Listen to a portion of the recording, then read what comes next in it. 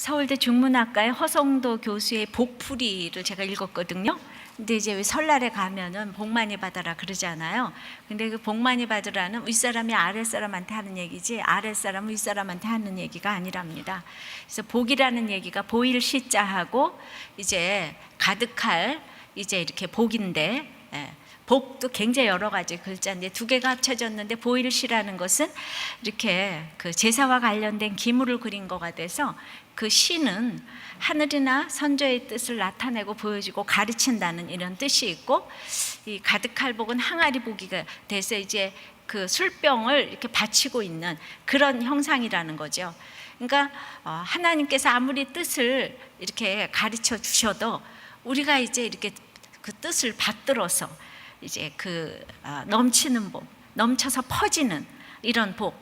그래서 이 두 가지를 이제 합치면은 그 하늘의 이 뜻을 넘치도록 많이 받아라 이런 뜻이라는 거예요. 복 많이 받아라가 하늘의 뜻을 넘치도록 많이 받아라. 그 얘기는 더 나아가서 이제 무엇보다도 하늘의 계시로 인간이 노력하면 그 항아리의 복이 간직할 복, 이건 이제 이 복복자, 이 간직할 복이 된다는 거예요. 아까 가득할 복이 지금 이제 간직할 복이 되어서 흘러 넘쳐서 남에게 논아줄 수가 있다는 것입니다. 그래서 그 복이 있으려면 무엇보다도 우리가 하늘의 계시를 받아야 하는데, 그럼 어떤 계시를 받아야 하는지, 또 어떻게 받아야 하는지 오늘 그걸 좀 보겠습니다. 여러분들 오늘 이 계시록을 통해서 복을 많이 받으시기를 바랍니다. 첫째, 복 많이 받으려면 예수 그리스도의 계시를 받아야 하는 것입니다. 1절입니다. 시작. 예수 그리스도의 계시라. 이는 하나님이 그에게 주사 반드시 속히 될 일을 그 종들에게 보이시려고 그 천사를 그 종 요한에게 보내어 지시하신 것이라. 자, 예수 그리스도의 계시인데 첫째, 예수 그리스도의 계시를 1절에 세 가지로 표현하고 있어요.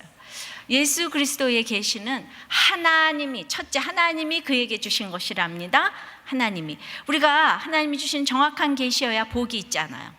하나님도 자기가 각자 성인 이방신도 있고 칠성님도 있고 뭐 이단의 하나님도 있고 수없이 많은 하나님 가운데 오늘 예수 그리스도에게 계시를 주시는 하나님이 진정한 계시의 이제 주인이라는 것입니다. 그러니까 다 계시 받았어 이렇게 얘기를 하지만은, 자, 자기 어머니가 기도를 하다가 야, 네 결혼하면 불행하대 이 계시를 받았다면서, 그래서 그 약혼녀에게 이제 파혼을 통보를 했는데 법원에서 그는 잘못된 저기라고 2,500만 원 위자료 주라고 이제 말이 안 된다고 하는 신문 기사를 엊그저께 봤습니다. 그러니까 근데 이분뿐만 아니고 이단도 아닌 전통적인 교회 다니면서 이상한 무슨 뭐 기도를 받았다 그러면서 이거 불행해진다고 결혼하지 말라고 그런 의외로 이런 분들이 참 많더라고요. 요즘 오디션 프로그램이 유행입니다. 예. 근데 이제 오디션 프로그램에 제일 중요한 건 사연이에요. 예. 그래서 전문가가 아닌 사람들이 나와서 경연을 벌이니까 이 감동과 사연이 중요한데, 어디를 보니까 막 허리가 꾸부정한 80대 할머니도 나오고, 천국에 있는 아내를 위해서 노력한다는 70대 할아버지도 나오고, 아들을 먼저 보냈다는 어머니가 50대 어머니가 나와서 막 진심이 담긴 노래를 하니까 심사위원들도 막 눈물을 흘리면서 우느라고 질문도 못하고 심사도 못할 지경에 이르는 그런 걸 이제 이렇게 보게 되는데, 그런데 있잖아요, 중요한 거는 그 아무리 외모가 그럴듯하고 감동적인 사연을 가졌어도 가수를 뽑는 오디션에 노래를 못하면 뽑힐 수가 없어요. 연기자를 뽑는 여기 오디션에 연기를 못하면 이 감동과 사연이 다 죽어버려요. 여러분들 실력이 있어야 됩니다. 반드시 실력이 있어야 돼요. 그럼 우리가 이제 천국의 오디션을 좀 생각해 보십시다. 상상해 보십시다. 내 인생의 종말에 하나님의 심판대 앞에 섰을 때에 내가 대단한 고난과 사역의 간증으로 막 하나님을 울릴 만한 이 고생을 하고 이제 그 앞에 딱 섰는데, 누가 봐도 나는 천국에 들어갈 외적인 모습으로 주님과 모든 사람들의 주목을 한 몸에 받을 이런 사역의 열매들이 많은데, 여러분들 천국에는 그 많은 거 중요하지만 천국에 입성하는 실력은 십자가의 부활과 십자가와 이 부활이 확실히 믿어지는 구원의 확신이 없으면 그 누구도 못 들어가는 거예요. 천국에 들어가는 이 실력, 열쇠는 이거지요. 더 나아가서 회개와 속죄의 이런 구원을 믿는 믿음이 없이는 천국에 들어갈 수가 없다는 것입니다. 바로 이것이 하나님이 주신 예수님의 계시인 거예요. 자, 계시는 감추인 것이 드러난다는 뜻이거든요. 그러니까 창세기부터 계시록까지 왔으니까 그동안에 예수님에 대해서 조금씩 보여줬지만 이제 다 보여줬다는 뜻이에요. 여러분, 창세기 3장 15절에 여인의 후손으로 예수님이 계시됐습니다.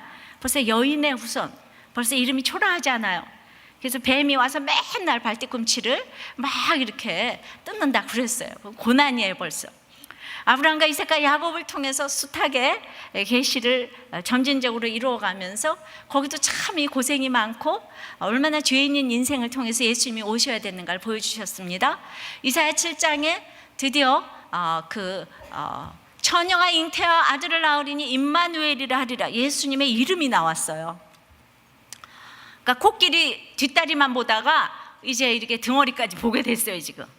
그러다가 마태복음 1장에 그 이름을 예수라 하라, 초림 예수님이 오셨는데 죄에서 구원할 자 예수라, 진짜 예수라는 이름이 이제 나왔어요. 이렇게 딱 보여주셨어요. 근데 진짜 나사렛 목수의 아들로, 처녀의 아들, 너무나 수치와 초라함으로 이 땅에 이렇게 오신 것입니다. 그래서 이제 초림을 이루셨는데 이 창조주로서 더군다나 십자가에서 수치와 조롱을 멸시와 고난 받으신 것을 이 모든 이 세상에 드러내시고 못 박혀 죽으심으로 이 계시의 완성을 보이셨어요. 그래서 하나님께서 영광을 받으셨습니다. 그러니까 예수님을 드러내기 위해서는 점점 보니까 이 고난이 점점 드러나더라고요. 고난도 점점 종류가 장르와 종류가 다른 고난으로 점점 계시를 이렇게 드러내고 있는데, 고난의 클라이막스, 이 마지막 계시로까지 온 것입니다. 그러니까 하나님의 메시지는 이거예요. 이제 나는 나를 다 드러냈다. 이제는 마지막이다. 이제 마지막이니까 너 구원 꼭 받아라. 창세기를 통해서 믿음의 조상들, 수많은 인물들의 삶을 묵상하면서 우리가 은혜를 많이 받았습니다. 근데 그들의 결론은 그들의 삶에 나타난 하나님의 약속이 오늘날 나에게 성취되는 영혼 구원으로 이어져야 된다는 것인데요. 그러니까 예수님도 이렇게 드러내셔서 구원을 이루셨잖아요. 계시의 완성을 이루셨잖아요.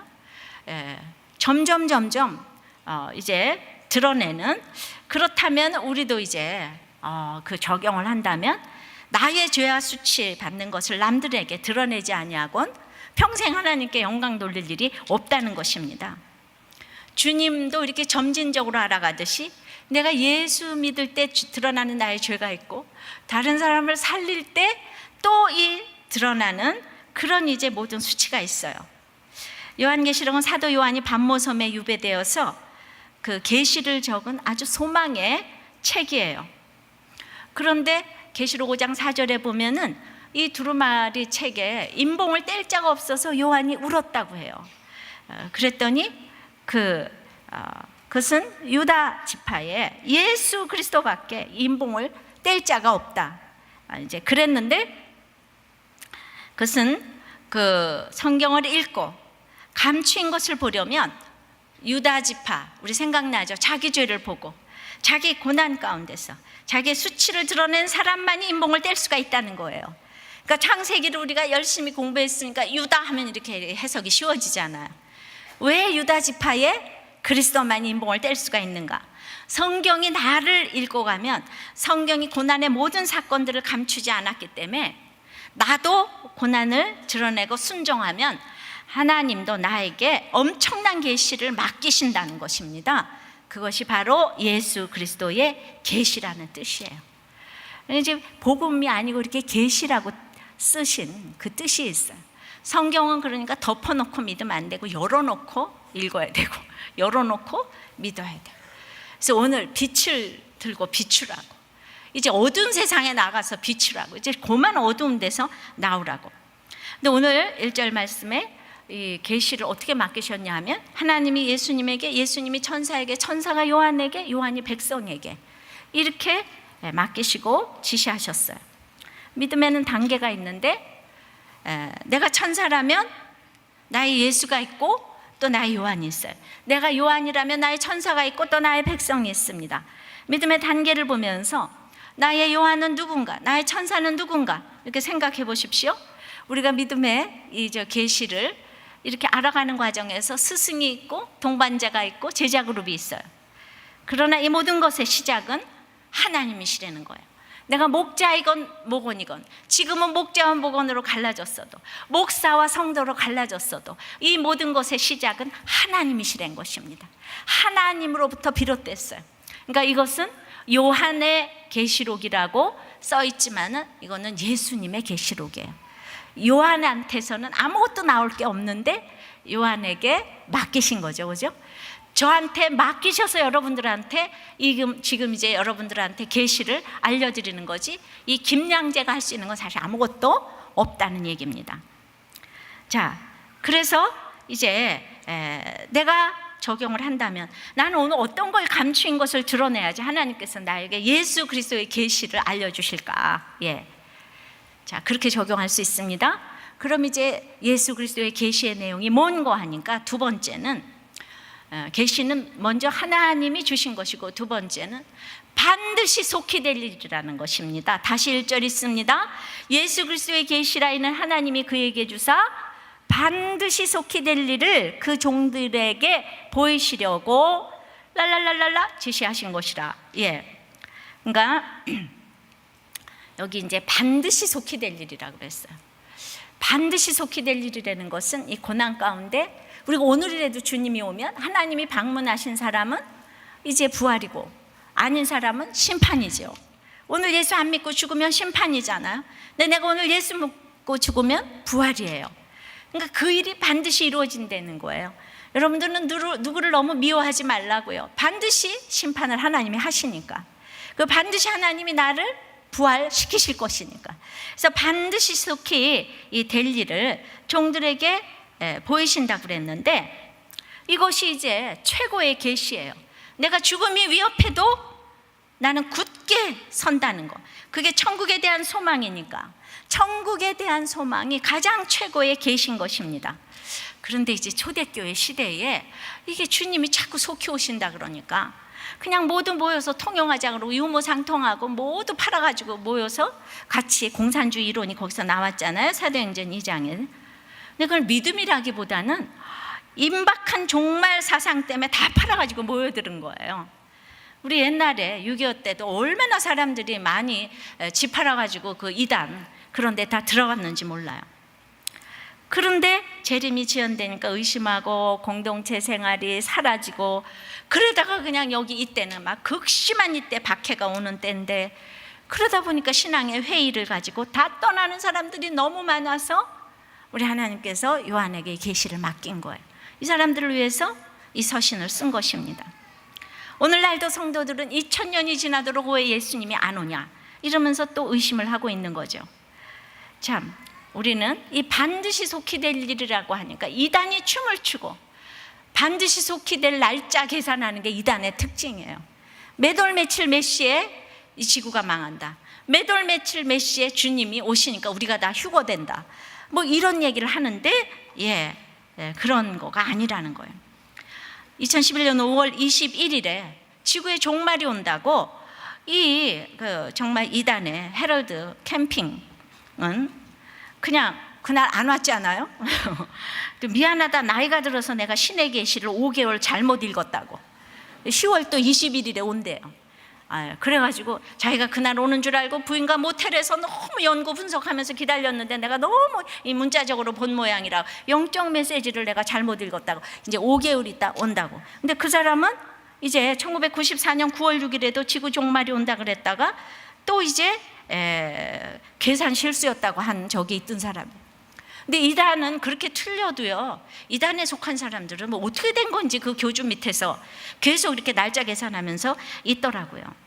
근데 뭐 이단뿐만 아니고요. 자, 이제 우리도 이제 예수가 들어온 다음에 이게 어려웠을 때, 힘들 때, 일제시대, 6.25 전쟁 이럴 때 강단마다 그때는 계시록 강의를 많이 했어요. 그리고는 전부 다 이제 그날과 그 시에 대해서 그렇게 이제 세대주의로 강의를 했어요. 근데 그 이해가 되는 게 너무 힘드니까 주님이 빨리 오셔야 되잖아요. 그리고 주님이 빨리 오니까 예수 믿으면 이제 구원받고 이제 빨리 오시니까 우리가 예수께로 나가자, 이런 강의가 필요할 때도 있어요. 우리가 아프리카 원주민에게 가서 전도를 하는데 예수 그리스도의 계시라 뭐 이런 얘기 알아듣습니까? 예수 믿으면 구원받고 복받아요. 예수님은 문 앞에 와 있습니다. 당장 이제 몇 월 며칠 오시면 이래야지 좀 막 모여들잖아. 성경도 모르고 언어도 모르는데. 그러니까 우리나라도 이제 다 그렇게 했는데 지금은 그렇게 신비주의적인 이런 해석을 핑계치 못하는 거예요. 이런 해석을 하면 안 되는 거예요. 절대적으로 복음주의적으로 읽어야 되고, 이 요한계시록은 예언서인 동시에 서신서기 때문에 이게 신비주의적인 환상의 책이 아니란 말입니다. 자, 그래서 하나님의 약속은 철저히 하나님의 사건으로 봐야 된다는 거예요. 지난번이 창세기하고 요한계시록이 다를 것이 하나도 없어요. 창세기를 하나 자세히 띄면은요, 성경 전체가 들어오는 거예요. 거기다 그냥 살 붙인 거예요. 그래서 그때도 막벨라굴에 나를 해골을 메고 가라 그랬는데 430년 만에 갔지 않아요. 그러니까 여기도 반드시 속히 된다 그러면서도 아직도 안 오는데, 하나님의 이 카이로스는 하나님의 시간법과 우리의 시간법은 전혀 다른 거예요. 하나님은 시간과 공간의 개념 우리하고 완전히 달라요.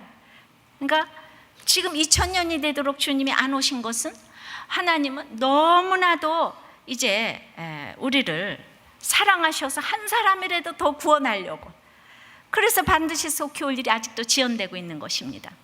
그러니까 왜 반드시 속히 올 일이라 그러는가? 이미 하나님이 도착하셨는데 아직 확정되지 않은 도착 부분이 있거든요. Already, but not yet. 아직 도착하지 않은 부분 때문에 우리를 긴장 가운데서 이제 이렇게 성숙하게 훈련시키셨어요. 이미 도착하셨는데 아직 도착되지 않은 하나님의 방문이 내 인생에 다 도착했는데 또 몇 프로 아직 도착하지 않은 부분이 있어서, 그래서 우리는 반드시 속히 될 일이 지금 지연되고 있는 것에서 그 속히에 목숨을 걸고 날마다 불평하면서 응답되지 않았다고 그러신다면 안 된다는 것입니다. 자, 이제 그래서 반드시 속히 될 일은 시간적으로 그런 개념이 아니라고 그랬습니다. 자, 예수 그리스도의 계시 세 번째는 이것이 천사들에게 보였다는 거예요. 여기는 무슨 뜻인 거 하니? 하나님은 간접적으로 지금 계시를 보이신 이런 게 있는데, 다시 한번 1절 읽습니다. 시작. 예수 그리스도의 계시라. 하나님이 그에게 주사 반드시 속히 될 일을 그 종들에게 보이시려고 뭐라고요? 그 천사를 그 종 요한에게 보내어 지시하신 것이라. 이 천사가 굉장히 중요한 의미인데요. 그런데 그동안 구약 선지자들을 이렇게 보면 아모스, 호세아, 이사야 등 하나님께서 직접 그 선지자에게 말씀을 주셨어요. 이사야는 90% 이상 하나님이 직접 주셔서 시형태로 써 있습니다. 그러면 그 시대의 배경과 선지자의 학식과 성품과 인격과 이거 모든 것을 통해서 백성들에게 직접 이렇게 선포를 하셨는데, 이제 여기는 이제 천사를, 왜 사도 요한같이 대단한 분한테 천사를 통해서 말씀하셨을까요? 굉장히 의미가 있는데요. 이때가 창세기대로 창세기부터 계시록까지 오는 동안에 가장 큰 박해의 시대이기 때문에 너무나 막 잔인한 시대라서 직선적으로 복음을 전할 수가 없는 시대였어요. 창세기를 통해서 우리를 늘 힘들게 하는 세력, 애굽이 있고 바벨론이 있고 아수르가 있고 메데바사, 헬라, 쭉 나를 힘들게 하는 세력 중에서 이제 여기 요한계시록에 로마까지 왔어요.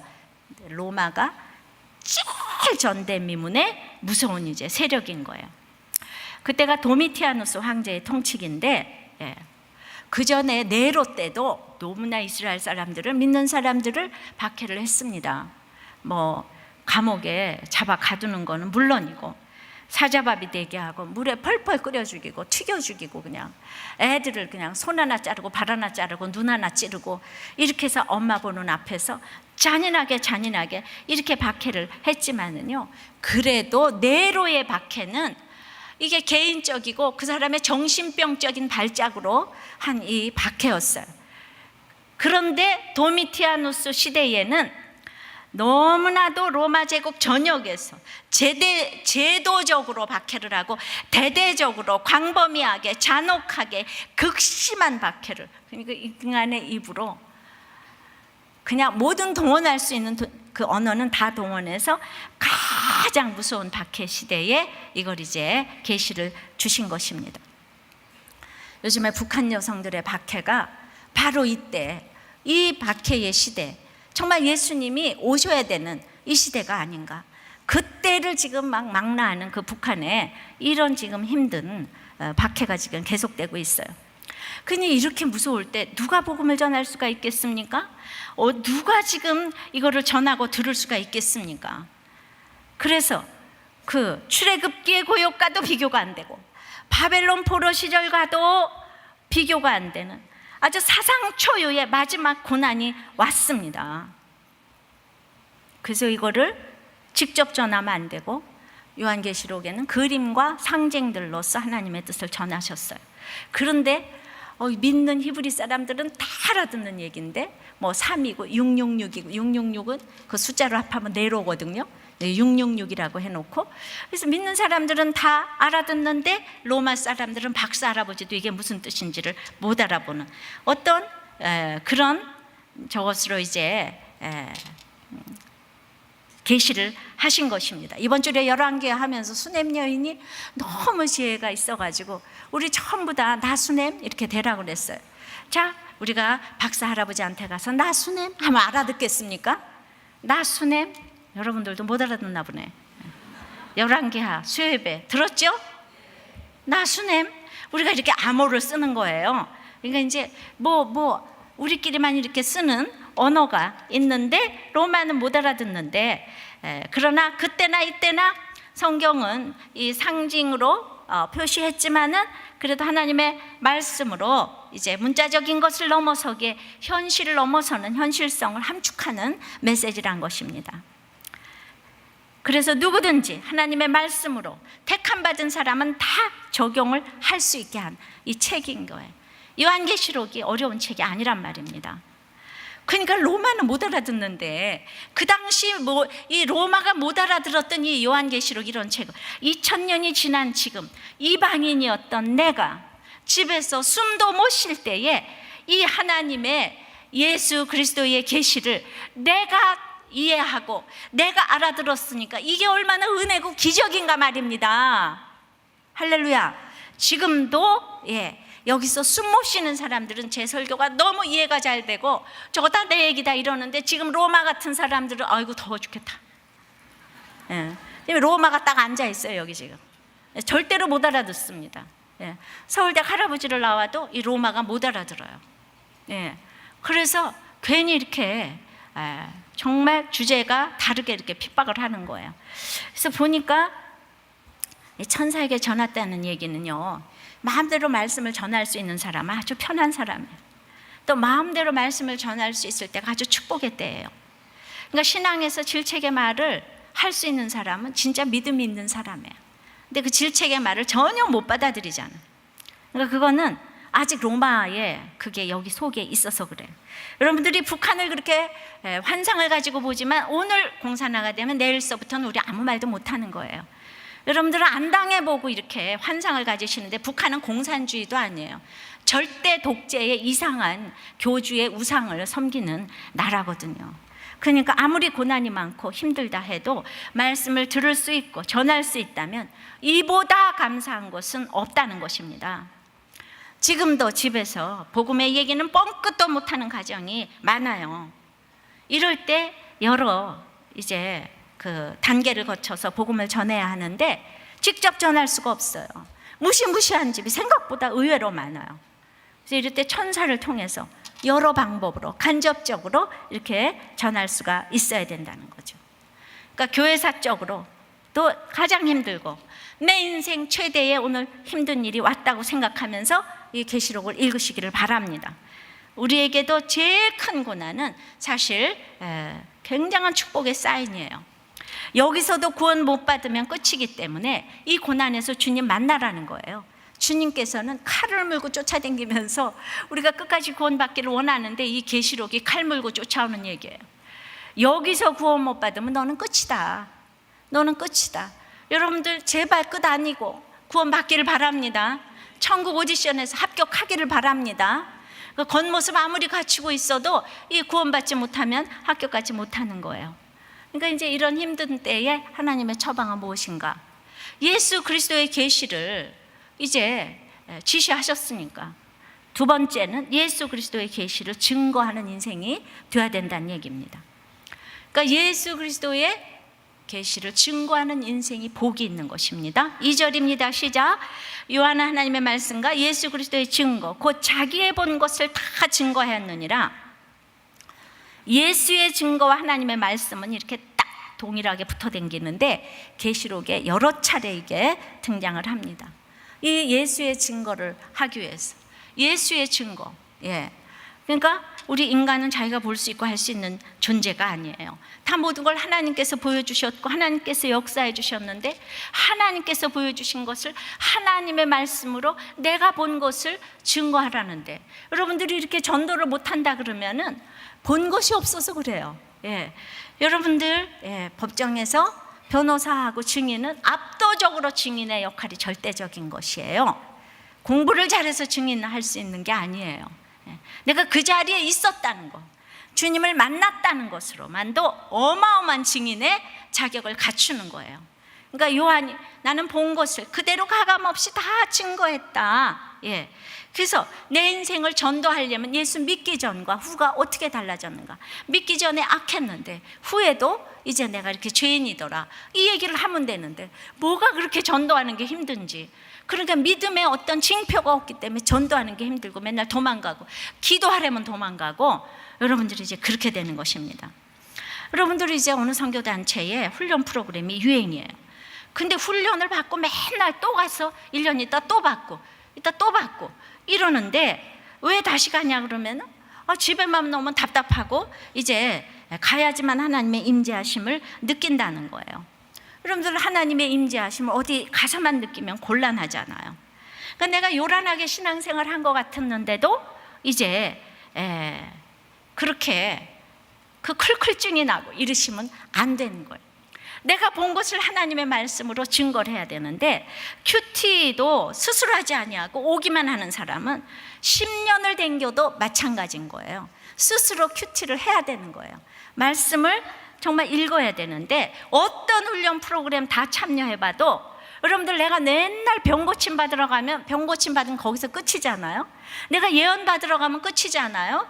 그런데 내가 하나님의 말씀으로 나의 본 것을 증거하는 하나님의 말씀을 예수 그리스도의 증거로 내가 본 것을 증거하는 이 훈련, 그렇게 말씀 훈련을 해야 되기 때문에 이 병 고침 받는 거하고는 약간 달라요. 묵상 훈련. 그러나 묵상 훈련을 혼자서 하려니까 이렇게 여기서 이렇게 그냥 쫙 듣고는 공동체에서 하나도 나누지 아니하면 여러분들은 정말 이 오기만 해서는 10년이 지나도 얘기를 해보세요. 그냥 기복적인 신앙에 딱 머물러 있어요. 공동체에 안 들어가는 사람은 큐티를 100번 해도 그 나눔이 없고 정말 이렇게 드러내서 이렇게 모든 거 계시는 이 뭐라 그랬죠? 감추어진 것이 드러나는데 이런 드러나는 훈련이 없이 아무리 여기 와서 앵무새처럼 이게 다 들어도 절대로 변하지 않아요. 10년이 지나도 다 똑같은 거예요. 20년이 지나도 똑같은 거예요. 큐티도 똑같습니다. 제가 이 교회를 해보니까 정말 이렇게 공동체에서 나누지 않으면은 정말 달라지지를 않더라고요. 그러니까 우리가 하나님을 열심히 믿지만은 천국에 계신 하나님, 또 삶의 현장에서는 안 계신 하나님으로 믿는 실질적인 무신론자들이 교회 안에 너무 많은 거예요. 당시 예루살렘 이 교회에 8,000명의 섬기는 자와 또 그 섬기는 자까지 합쳐서 10,000여 명이 성전에서 봉사를 했다고 그러는데 성전에서 그렇게 봉사를 하다가 성전의 주인이신 예수님을 십자가에 못 박았잖아요. 뭔지 모르고 다 신앙생활을 할 수가 있다는 거예요. 그러니까 이 바울 사도를 통해서 그 다음에 이제 그쪽에 이방인에게도 전도가 되고 그 유대인들 중에서도 이 전도가 되기 시작했습니다. 그래서 이 12제자들이 다 순교를 하고 이제 사도 요한 혼자 남아가지고 이제 로마의 엄청난 박해 속에서 지금 계시록을 기록을 하는데, 그러니까 지금 이 도미티아누스의 엄청난 전대미문의 박해가 온 것은 그 유대인의 삶의 결론인 거죠. 예수님 죽였잖아요. 예수님을 죽였으니까 313년 동안, AD 313년 기독교가 공인되기까지 로마에서, 그게요 짧지 않은 세월인 거예요. 창조주 예수님을 죽였잖아요. 그러니까 이 벌을 받는데, 그러나 한쪽에서는 우리는 예수 믿었는데 전도로, 그래서 크리스찬이라고, 그래서 우리는 정말 이 부활과 심판을 믿고 나의 회개와 속죄에 이거를 다 믿고 우리 천국에 들어가야 되는데 우리한테는 왜 이렇게 고난을 주는가, 이거잖아요. 우리가 언제까지 이렇게 사자밥이 돼야 되는가, 언제까지 이렇게 도망다녀야 되는가, 이 의문이 있잖아요. 그러나 이런 모두가 예수 믿으면서 이해가 안 되는 핍박이 있는 거예요. 내가 언제까지 남편한테 이거 당해야 되나, 애들한테 당해야 되는가, 시부모한테 당해야 되는가, 사장한테 당해야 되는가, 이럴 때 그렇게 남편에게 야단 맞아가며 뭐 시부모 사장 뭐 야단 맞아가면서 순교하는 것처럼 어디 훈련 받으러 가고 기도원에 가기보다는 내가 정말 하나님의 말씀으로 예수 그리스도의 증거를 내가 본 것으로 증거하는 이 훈련을 해야 되는 것이라는 거예요. 그러니까 어디 좀 쫓아다니는 것보다 삶에서 이제 말씀으로 내 인생을 증거하는 훈련을 하셔야 된다는 얘기예요. 이 사도 요한의 계시록 굉장히 뜬금없는 책이 아니라니까요. 그러려면 세 번째는 읽고 듣고 지키는 자가 복이 있다는 거예요. 말씀을 읽는 거, 듣는 거, 지키는 거, 이거 뺏길 길이 없는 것입니다. 3절입니다. 시작. 이 예언의 말씀을 읽는 자와 듣는 자들은 그 가운데 기록한 것을 지키는 자들이 복이 있나니 때가 가까움이라. 읽고 듣고 지키는 자가 복이 있지, 어느 장소를 가야 복이 있는 게 아니에요. 이제 그렇게 큐티 훈련도 했으면은 정말 이 공동체에서 나누고 섬기고 해야 되는데, 이제 워낙에가 그런 풍토가 안 됐으니까 이제 나누지도 못하고 들은 거는 쌓여져서 머리는 커지고 이런 악순환이 있을 수가 있는 거예요. 그러니까 이거 예언은 미리 예자의 예도 되지만 이 맡길 예자의 예도 있어서 앞날을 내다보는 그런 것보다도 나에게 말씀을 맡겼다는 뜻입니다. 나에게 말씀을 맡겼어요. 그 당시 너무나 이상한 이 선지자들도 많고 예언자들이 많아가지고 초대교회에 진정한 말씀 사역이 필요했던 거예요. 하나님의 말씀을 대언하는 이 말씀 사역이요. 그러니까 요한이 단순히 자신의 경험을 무질서하게 전달하는 것이 목적이 아니라 이 뭐 대적 재앙서부터 이 진노의 재앙서부터 별의별 얘기가 많이 나오는데, 그게 아니라 너무나도 정확하게 계시의 의미를 전하는 것이 목적이었어요. 이것은 즉흥적인 예언이 아니고 정교하고도 놀라울 정도의 조심성을 가지고 엮어진 하나의 이 문학 작품이고, 구약의 예언과 통일성을 가지고 있으면서도 아주 지금까지 보지 못한 더욱더 하늘나라의 이 새하늘과 새 땅의 완성을 보여주는 이런 진정한 복음서라는 것이죠. 그러니까 하나님이 나한테 맡겼으니까 내가 남들에게 줘야 되는 거예요. 혼자서 가지고 있으면 안 돼. 넘치도록 줘야 되잖아요. 그죠? 그런데 이때도 초대교회에서 같이 회중에서 말씀을 읽고 낭독하고 다 듣고, 그리고 누군가가 나와서 꼭 간증을 했다는 거예요. 그 지키는 걸 어떻게 지키는지. 우리는 그 초대교회 그걸 잘 몰랐어도 우리들 교회는 그렇게 하고 있는데, 그러니까 어떤 훈련도 이제 말씀을 내 생활에 적용하면서 자립신앙 가는 그 단계까지 가느라고 훈련을 하는 거죠. 훈련으로 끝나면 안 됩니다. 그러니까 훈련 자체가 우상이 돼서 뭐 가야만 은혜를 받는다고 하면 안 된다는 거예요. 그러니까 여러분들의 삶에서, 직장에서, 학교에서, 집에서 말씀을 듣고 읽고 지킬 수가 있어야 되는 거예요.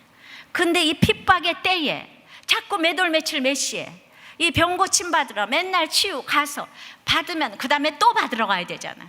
그 다음에 또 안수 받으러 가야 되잖아. 그게 아니고 하나님의 말씀으로 나의 본 것을 증거하는 훈련. 그러니까 우리 모두가 간증을 할 때 말씀으로 하잖아요. 아까 오늘 유영한 목사님 막 말씀을 꿰잖아요, 그죠? 예. 또 어저께 결혼식을 해도 결혼식 하는 주인공 신랑이 말씀을 꿰면서 그래서 증거를 합디다. 예. 그래서 정말 이 오늘이 마지막이라고 생각하는 인생처럼 복 있는 인생이 없더라고요. 오늘 때가 가깝기 때문에 말씀을 듣고 읽고 지키라 그랬잖아요. 제가 우리 남편의 구원을 위해서 생명을 내놓고 기도할 적에 오늘이 마지막이라고 생각을 하니까 그게 손해가 아니고 얼마나 충만한지 몰라요. 왜냐하면 난 오늘 죽어도 예수로 결론이 나야 되니까 언제나 웃어야 되잖아요. 아무리 화를 내도 나 오늘 딱 죽을지 모르니까 그래요. 앉으려면 앉고 서려면 서고 막 죽으려면 죽는 신용까지도 하고 난 오늘 딱 죽는데 우리 남편이 그거 잘 죽었다 이러면 되겠어요? 예. 그냥 부인만 생각하면 눈물이 줄줄 흘리면서 예수님 이걸 생각해야 되니까 나는 오직 목적이 그거밖에 없으니까 어떻게 하면 우리 남편을 감동시키나 나 이것만 생각하고 살았으니까 이야, 진짜 하나님이 지혜를 주시는데 진짜 제가 기쁘게 살더라고요. 충만하더라고요. 오늘이 마지막이라고 생각하니까. 그래서 이렇게 핍박이 와서 한 사람이 깨어서 말씀을 듣고 지키면은 아무리 보잘것 없고 형편없는 사람일지라도 그 때문에 집안이 복을 받고 교회가 복을 받고 온 세상이 복을 받습니다. 여기서 이 복은 팔복의 의미인 거예요. 복이 있나니가 계시록에 많이 나오는데 읽고 듣고 지키는 자는 하나님의 완전하신 바라크의 복을 받는 줄을 믿습니다. 창세기하고 계시록하고 똑같아요. 예. 그래서 이제 성경은 이 계시록은 복을 주는 책이지 무서운 책이 아니에요. 읽기 어려워서 덮어버리는 책이 아니고 이제 정말 우리에게 복 주는 책입니다. 성경을 읽을 때 창세기는 읽었는데 레위기, 민수기, 신명기는 어려워 안 읽고 또 신약도 마태복음 족보 나와서 안 읽고 그런데 계시록 평생 안 읽는 사람들이 얼마나 많은지 몰라요. 평생 안 읽고 신앙생활 60년을 해도 계시록 안 읽어요. 어렵다고 생각하기 때문이에요. 그래가지고 제가 이제 설교를 하면서 이제 로마서, 골로새서, 로마서 하고 또 여호수아서 하고 그 다음에 또 그러니까 로마서 하고 마태복음 하고 이쪽으로 또 창세기 하고 그러니까 신구약을 지금 또 느헤미야를 하고 왔다 갔다 하면서 균형 있게 지금 설교를 하고 있는데 그냥 이 계시록은 설교도 안 하고 읽지도 않으니까 점점 난해한 책이 돼가지고 계시록은 아주 그냥 이단들이 도맡아 놓고 하는 설교가 이 계시록이에요. 사도 이단들이 계시록 설교를 해서 제가 계시록 설교를 한다 이겁니다. 이단들이 하도 계시록 하고 그 다음에 왜들 그렇게 안 하는지 진짜 이 평생 계시록 설교를 들어본 일이 없는 것 같아요. 계시록 설교를 이렇게 들어본 사람 손 들어보세요. 이단 빼놓고. 그래서 이렇게 계시록 설교를 진짜 이렇게 안 해요. 그래서 우리들 교회도 성전에 가면은 고난이 지금 이렇게 냉난방이 안 되는 이때의 계시록 설교를 해야지. 성전이 지어지면 계시록의 고난이 곧자도 모를 것 같아서 부랴부랴 지금 이때 해야 되겠다 이러고 믿음은 들음에서 나며 들음은 그리스도의 이렇게 말씀이라고 그랬는데 하나님의 말씀을 읽고 듣고 지키는 것이 얼마나 복을 받는 비결인지 모릅니다. 믿음은 하늘에서 뚝 떨어지는 것이 아니에요. 성경을 통해서 수없이 반복해서 읽고 듣고 지키는 간증을 들으면서 자라가는 것입니다. 저는 확신이 있습니다. 이제 오직 성경을 읽고 듣고 지키는 것밖에 없기 때문에 우리들 교회를 복의 복을 주실 것을 믿습니다. 우리가 무슨 프로그램이 있는 것도 아니고 이벤트가 있는 것도 아니고 특별 부흥회를 한 적도 없고 특세를 한 적도 없는데 그냥 우리가 사람들은 어디 가야 복 받고 성경도 좋은 것을 가지고 베개를 베고자 하면 너무나 복이 온다. 좋은 베개, 부드러운 성경에 이러는데 그런 게 다 아니고 우리들 교회는 비교적 온 교인이 죽자고 성경을 읽고 듣고 지키려는데 힘쓰고 있기 때문에 난 설교 시간에 여러분들은 왜 이렇게 성경을 안 읽어요? 이렇게 얘기를 한 적은 거의 없는 것 같아요. 열심히 이미 읽고 오시기 때문에 제가 늘 이렇게 적용 부분을 다루고 성숙해지는 부분을 다룬다는 게 얼마나 감사한지 모르겠습니다. 우리가 너무나도 약소 국가가 돼서, 그래서 우리는 내가 돈이 없어서, 또 뭐 정치력이 없어서, 뭐 부모가 없어서 이래서 고난을 당한다고 생각하는 사람들이 많지만 그게 아니라는 것이에요. 하나님은 믿는 우리를 구원하시려고 마지막까지 버리지 아니하시고 희망을 가지고, 그리고는 로마라는 엄청난 압제의 수단을 통해서 우리가 돌아오기를 원하시는 거예요. 너무나 핍박이 많고 힘든 시대였지만은 소아시아의 이 대표적인 7교회가 이제 나오겠지만은 거기에 메시지를 주셨는데 그 교회마다 세상에 이 핍박의 때도 교회가 문제가 없는 교회가 하나도 없더라고요. 다 문제가 있더라고요. 그래서 로마라는 세력이 와서 박해하는 것이지 그 이스라엘의 어마어마한 핍박도 애매하게 당하는 거는 없단 말입니다. 우리가 어마어마한 이 로마의 핍박이 내 가정에 왔습니까? 내 인생에 왔습니까? 여러분 삶의 결론이에요. 애매하게 당하는 것은 하나도 없는 줄을 믿습니다. 그래서 얼마나 찔기면은 지금 이 로마를 붙였겠어요. 이제도 여러분들이 돌아오시지 않으면 이제 소망이 없다는 거예요. 주님이 제발 이제 소망 없는 성전에서 나가서 빛을 들고 비추시기를 바랍니다. 예, 이제 청년부 간증을 하나 들려드리겠어요. 말씀을 듣고 이제 청년부 목자가 나와서 간증을 했는데, 이 아이가 이제 그 요셉할 때 먹고 또 먹어도 흉악한 소 같았지만 말씀으로 흉년을 예비하게 됐다 이러면서, 이 아이가 너무나 이 멋있는 직장인 의사예요. 의사인데 이런 간증을 진짜 하기가 어려운데, 나는 이런 간증이 있어서 우리들 교회 청년부가 진짜 소망이 있다고 제가 생각을 하는 것입니다.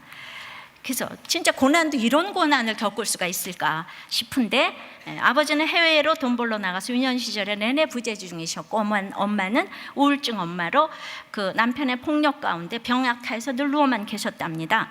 집에 방이 부족해서 방 한 칸에서 모두가 사니까 어렸을 때부터 부부관계를 목격해가지고 성에 대해서 일찍 관심을 갖게 되었고, 또 친척에게 성추행을 당하기도 했습니다. 여러분들, 내가 이렇게 된 건 이렇게 부모의 문제인 거예요. 그런데 말 한마디 한마디가 자녀들에게 얼마나, 그리고 남편의 막 바람을 핀 남편에게는 저거 바람핀 인간, 애들한테 그렇게 남편의 이름을 부르고, 애는 저거 공부 못하는 저놈의 아들, 뭐 이렇게 이름을 부르고, 여러분들이 글쎄 그러는 사람들이 있더라는 얘기예요. 그러니까 이제 이 부모님의 불안은 그냥 너무나도 이제 극에 달아서 중학교 1학년 때 이혼을 하셨는데 위자료 문제로 아버지는 감옥까지 가게 되셨다는 거예요. 그러니까 얼마나 지금 불우합니까? 가난하고 이랬는데도 학교에서 모범생으로, 교회에서는 신앙 좋은 성가대원으로 그렇게 살았지만은 보고 배운 게 그거밖에 없으니까 정말 음란을 즐기며 이중생활을 하고, 자신에게도 남에게도 신뢰가 없었기 때문에 늘 사람들의 눈치를 보며 살피며 잘 보이려고 애썼습니다. 그러다가 이렇게 원하던 의대에 들어가서 잠시 부모님의 사랑을 받았지만은 부모님에 대한 신뢰가 사라졌기 때문에 그래도 겉으로는 효녀인 척하며 철저히 제중심으로 세상 풍년 가운데 살았습니다. 사랑받고 관심받는 것이 좋아 선교단체에도 열심히 나갔지만은 그래도 불신 남친을 만나가지고 점점 하나님을 떠났고 주일 예배 빠지고 같이 놀러가가 그 길에 성폭행을 당했습니다. 그래서 음란을 끊으라고 하나님이 그러셔도 나는 이미 버려진 인생이라고 자포자기하면서 이제 만나면서 임신을 하게 되었습니다. 성중독인 불신 남자친구를 벗어나고도 싶었지만은 또 들은 것이 있어서 낙태는 할 수 없고, 그렇게 해서 낳아야 되면 이게 결혼은 또 해야 되는 게 아닌가. 그래서 결혼을 하려고 부모님을 만났더니 너무나도 이 상대 어머니의 모욕적인 말에 이제 어머니도 결혼을 반대하고, 그리고는 그 기가 막힌 아이를 입양을 이제 시키게 되었습니다. 날마다 아기에 대한 그리움과 후회로 눈물로 베갯잇을 적시며 숨죽여 울었고, 이 잘난 딸이 이렇게 된 것에 대해서 가족들도 상처를 받았기에 이 사건에 대해 이후로 어떤 말도 꺼내지 못했습니다. 그런데도 자기는 또 이제 아기 낳고 복학해서 멀쩡한 듯 학교도 교회도 선교단체도 나가면서 내 열심으로 죄를 덮으려 했지만은 내 내면은 점점 이제 아파갔습니다. 그러던 중 또 모든 상처를 감싸줄 것 같은 신대원 형제를 또 믿음으로 만난 것 같았지만은 또 서로 음란했고, 또 그 형제가 헤어질 수밖에 없는 이런 해달별이 떨어지는 사건을 겪고, 그때 이제 내가 내 상처를 보듬지 못해 미안하다면서 눈물로 사과하는 언니의 지극한 사랑에 이끌려 우리들 교회를 나오게 되었습니다. 근데 나오다 보니까 모든 성도들 앞에서 자기 고난을 이렇게 약재료로 얘기하는 지체들을 보면서 마음이 열리기 시작했고, 목장 모임과 1:1 양육을 통해서 자연스럽게 저의 상한 마음이 점점 회복되었습니다. 인생의 목적은 행복이 아니고 거룩이고, 내 현재는 내 삶의 결론이고, 임신하고 입양 보내면서 음란의 악이 끊어지게 해주시고, 만남에서 늘 거룩이 아닌 행복을 취했던 것, 헤어짐에서도 내가 피해자가 아니고 가해자임이 인정되면서 제 깊은 어두움이 빛으로 환해지기 시작했습니다. 이제 제 고난도 하나님께 내어놓고 약재료로 쓸 수 있는 날을 꿈꾸게 되었는데, 이제 목자로 세워주셔서 귀한 목원들을 섬기게 해주셨습니다. 그러나 하나님은 여전히 제가 1인자가 되고 싶고, 여전히 세상의 풍년과 쾌락에 빠져서 살 걸 너무나 잘 아셔서 저에게 갑상선암을 허락해 주셨습니다. 또한 수술 후 대상포진에 걸리게 하시고, 앞으로 방사선 치료도 앞두고 여러 가지 육신의 감옥에 갇혀 있지만, 이렇게 말씀과 공동체 안에 있으니 암 사건이 이제 내 삶의 결론이었음을 인정하게 되었고, 하나님께서 애통한 마음으로 나에게 주신 고난인 것이 너무나도 감사했습니다. 말씀을 통해 범사에 창성케 하실 하나님께 감사를 드리고, 앞으로 미혼모와 고아 사역을 위해서 쓰임을 받고 싶습니다. 할렐루야. 이런 거 다 덮어놓고 다 시집가고 결혼하고 하는데, 내가 하나님께 쓰임 받겠다고 하는데 부끄러울 게 뭐가 있겠습니까? 이런 사람이 쓰임 받지 누가 쓰임 받겠습니까? 말씀을 맺겠습니다. 하나님의 계시를 인간의 노력으로 채우는 거, 이게 복이라고 했는데, 복이 있으려면 예수님의 계시를 알아야 한다고 했습니다. 계시는 하나님이 주신 것이고 속히 될 일이고, 천사를 통해서 지시하셨고, 말씀과 예수 그리스도의 증거로 본 것을 증거해야 한다고 했습니다. 우리가 잘 증거하기 위해서 말씀을 읽고 듣고 지켜야 합니다. 험악한 세월을 살아서 구원받은 자에게 이 열릴 새하늘과 새 땅을 보여주시는 이 계시록 말씀을 주님의 사랑으로 마지막까지 깨닫게 해달라고, 알려달라고 여러분들이 기도하시는 여러분들이 되시기를 바랍니다. 말씀을 우리 마음에 깊이 새기며 빛을 들고 세상으로 함께 찬양드리겠습니다. 우리 영혼을 주가 주신 꺼지지 않는 빛이 있네. 오직 주님께 우리 드릴 때 그 빛을 밝혀 주시리라. 이제 일어나 소망이 없는 어두운 세상에 나아가라. 내 빛 비춰라. 모두 알도록 빛을 들고 세상으로 빛을 들고 세상으로 절망에 빠진 형제의 맘에 꺼져만 가는 빛이 있네. 주님을 떠나 방황하는 자매도 그 빛의 생명 잃어가네. 이제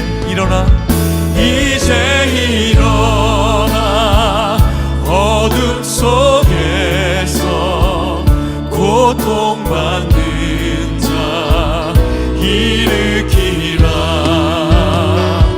내 빛 비춰라. 모두 알도록 빛을 들고 세상으로 빛을 들고 세상으로 우리 마음속에 밝게 빛나는 주를 향한 사랑 빛이 있네. 그 빛 모아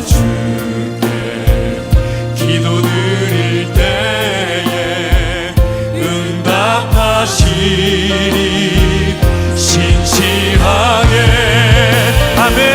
이제 일어나 연약한 자들 그들의 아픔 감싸주라. 내 빛 비춰라 모두 알도록 빛을 들고 세상으로 빛을 들고 세상으로. 이제 일어나 이제 일어나 소망이 없는 세상을 향해 나아가라. 내 빛 비춰라 모두 알도록 빛을 들고 세상으로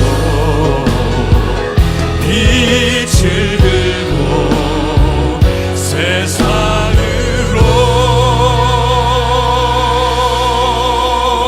세상으로. 여러분, 날마다 하나님은 빛을 비춰 주심으로 예수 그리스도의 계시를 나에게 보여주십니다.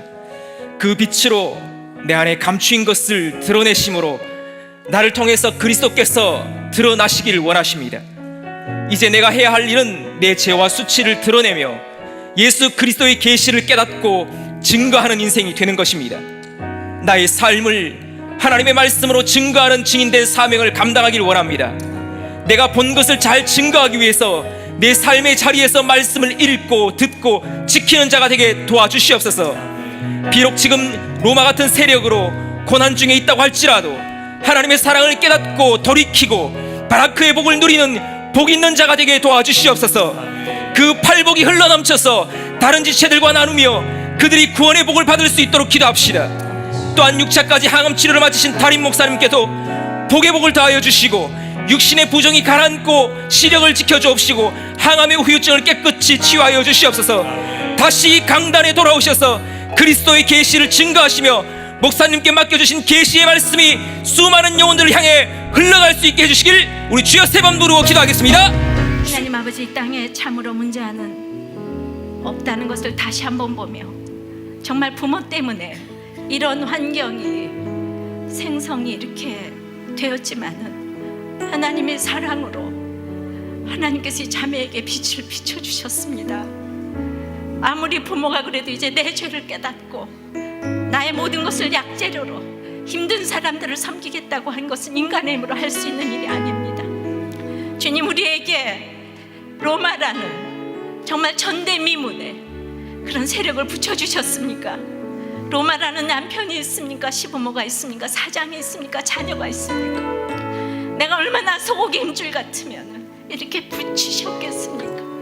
그동안에 수많은 주님의 메시지를 내가 듣지 아니하고 이스라엘 백성들처럼 그렇게 좋은 환경에서 주님을 십자가에 못 박았기 때문에 내가 지금 그런 모든 로마를 만난 것은 아버지 내 삶의 결론인 것을 인정하기를 원합니다.